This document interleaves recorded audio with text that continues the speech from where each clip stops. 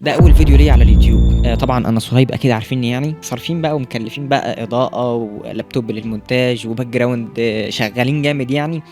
فأنت أقل حاجة يعني للشغل ده أنت المفروض تنزل تعمل لايك، يعني تنزل تعمل لايك، وأهم حاجة بقى يعني جنب اللايك بقى أكيد أنتم عارفينها السبسكرايب، لازم تعمل سبسكرايب بقى عشان لمّا أنزّل فيديو جديد ييجي لك رسالة فتخش تشوفه، فدي سُنّة الحياة بقى لازم ييجي لك رسالة عشان تخش تشوف. تخش تشوف أنت كده من الأول لأ. عارف أحلى حاجة وأنا باعمل القناة دي إن أنا عارف إني هاوصل ل1.000.000 مشترك، يعني فكرة إن هي مسألة وقت مش أكتر، كل اللي أنا عايزه منك دلوقتي إن أنت تنزل تعمل اشتراك، عشان لمّا أنزّل فيديو جديد يوصل لك. طب أنت هتقول لي أنت إيه محتواك أصلًا؟ أنا هاعمل لك اشتراك ليه وأنا مش عارف محتواك إيه؟ وده أول فيديو أشوفه ليك كمان يعني.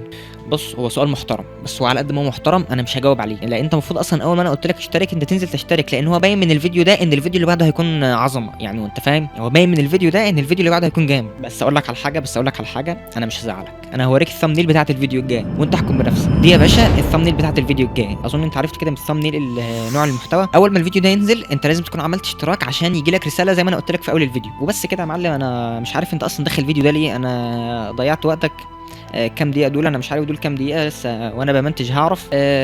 وبس كده يا معلم، أنا أتمنى إن أنت تكون سمعت كلامي يعني وعملت اشتراك، وأنا مش عارف أنا لسه هنا ليه يعني بس كده.